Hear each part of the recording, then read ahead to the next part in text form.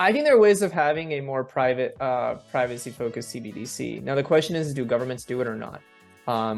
I think we've seen China, for example, at least that's from some of our findings at the Atlantic Council, a lot of it has been around like building a financial system, but then also there are surveillance components to it.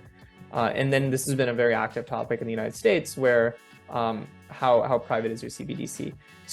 There are ways of doing it. And I mean, there's different kind of security models, zero knowledge proofs, things like that you can actually incorporate.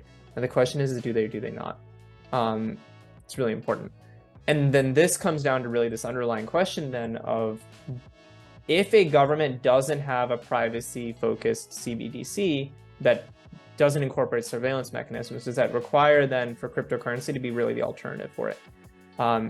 I see a world in which CBDCs and cryptocurrency can operate interchangeably, that you can move seamlessly between a crypto and a CBDC because cryptocurrencies often fulfill other purposes as well. It's not just oftentimes just a form of payment, but there's other components to it, especially when you think of programmable money. Whereas a CBDC, it's not the case. So I think it really will come down to what are the privacy implications around it. And in the same way, I think we have this problem right now in traditional fintech of how much of your data is really private when you're using a payment system operated by a fintech. It's not very private. A lot of that data is actually being collected. So I think there's a unique opportunity from a CBDC standpoint to say, hey, we can actually have an alternative to other fintech companies that are incentivized to collect data. Every fintech company is incentivized to collect data, whereas the government is not necessarily in the same way, not from a financial standpoint. And so there's an opportunity to really build out a more privacy-focused CBDC that fulfills what cash oftentimes does, which is peer-to-peer payments and cash are private. No one can really track it.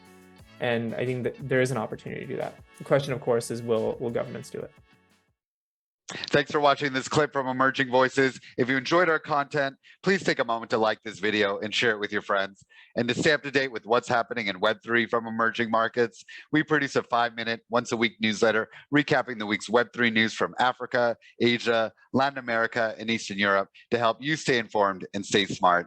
Link to get access is in the description. And before you go, please subscribe to our channel. Thanks again and see you soon.